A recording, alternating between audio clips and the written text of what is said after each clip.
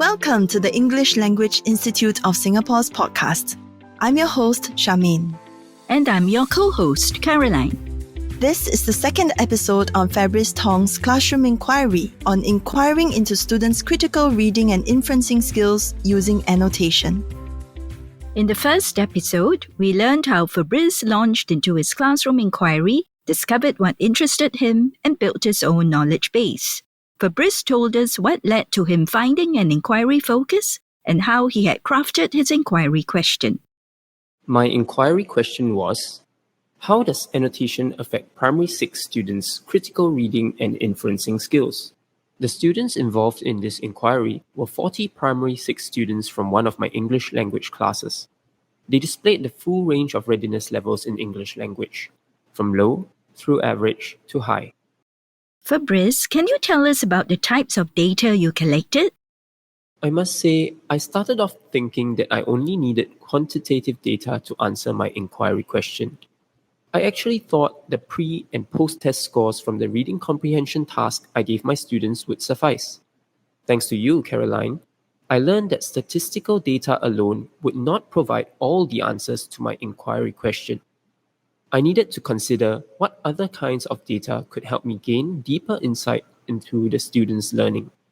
I learned to broaden the scope of my data collection to include qualitative data to get a more in-depth picture.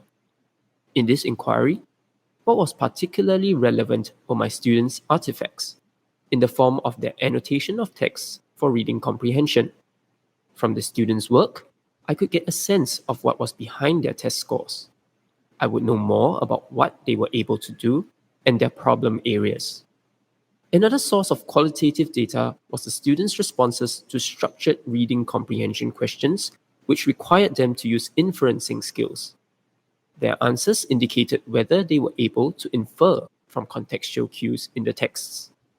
In order to gain a deeper understanding of my students' perspectives on annotation and whether they benefited, I looked at their responses to a survey which I had administered after the post-test. So I collected different sets of data and relied on all of these to answer my inquiry question. I see, yes. And Fabriz, we'd like to know how you analyzed your data. For the quantitative data, I compared the pre- and post-test scores. Students scored an average of 3.04 marks out of a possible 9 during the pre-test. This average score rose to 3.69 marks for the post-test.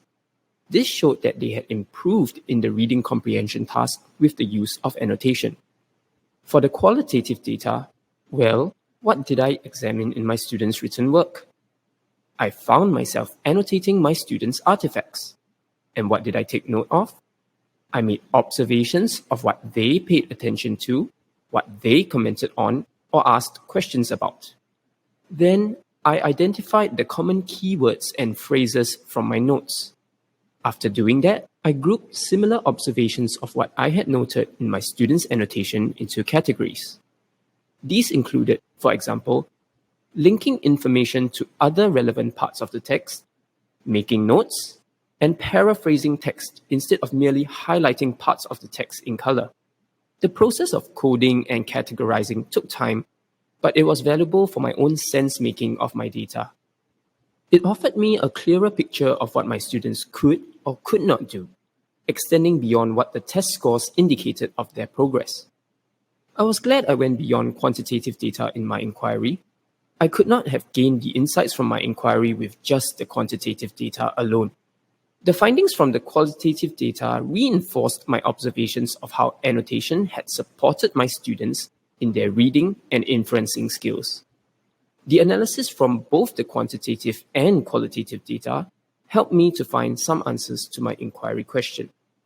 It's interesting for us to hear what you went through in the process of analyzing your data. Was there anything from this inquiry that you found surprising? I didn't expect to see how much my students had improved in their close and critical reading from annotating texts. I could really see from their annotations that they were engaging more deeply with the texts. They were asking questions and commenting on specific areas which previously they hadn't.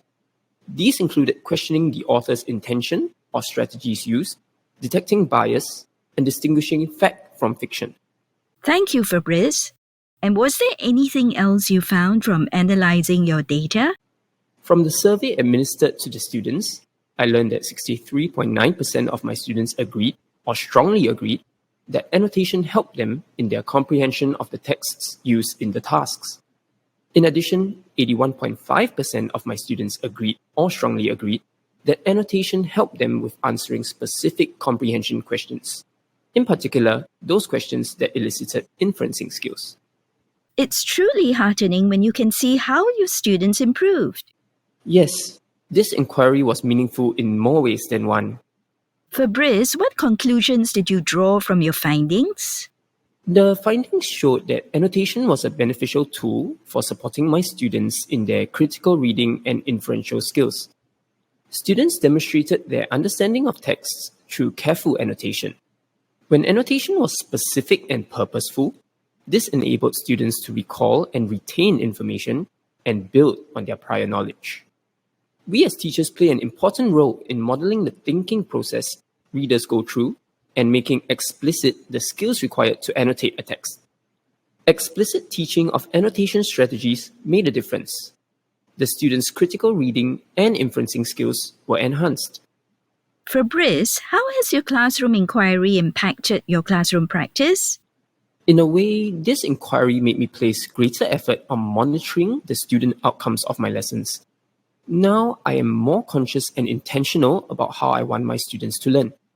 I aim to discover more about the different ways in which my students learn. The inquiry has prompted me to be more learner-focused, as I pay more attention to what is helpful or supports my students, rather than to what is comfortable for me as the teacher. And what would you say was your greatest takeaway from this inquiry? As I mentioned previously, I'm someone who is more used to dealing with quantitative data, so dealing with qualitative data was a whole different ballgame. Delving into individual student artifacts rather than looking at the broad overview of numerical figures was enlightening for me. It was definitely more effortful to go over my students' work and survey responses to make connections and draw conclusions. But I have learned that analysis of a different data type can provide insights which I would not have been able to glean from just looking at numbers alone. It required a bit of a mindset shift away from the performance or results-oriented kind of view to focusing on the students' thinking, which was made visible through their annotation. Fabriz, can you tell us what advice you have for other teachers who are interested in doing classroom inquiry? Don't think you need to be alone when embarking on something new.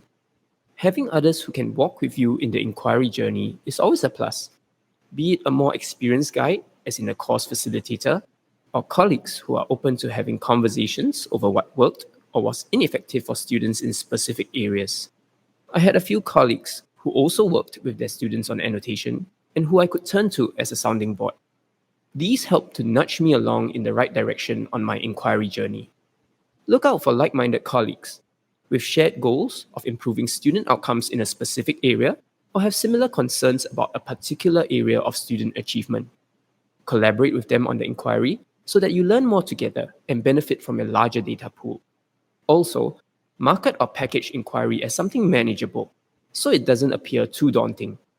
Learning more from stories of other teachers successfully completing and benefiting from classroom inquiry, that's definitely what teachers appreciate.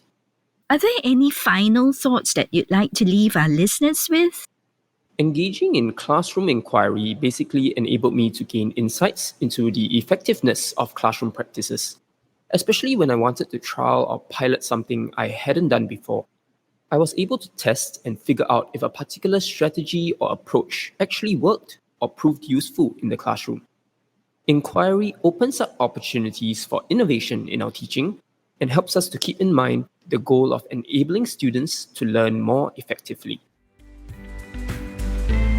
That brings us to the end of this second episode on inquiring into students' critical reading and inferencing skills using annotation.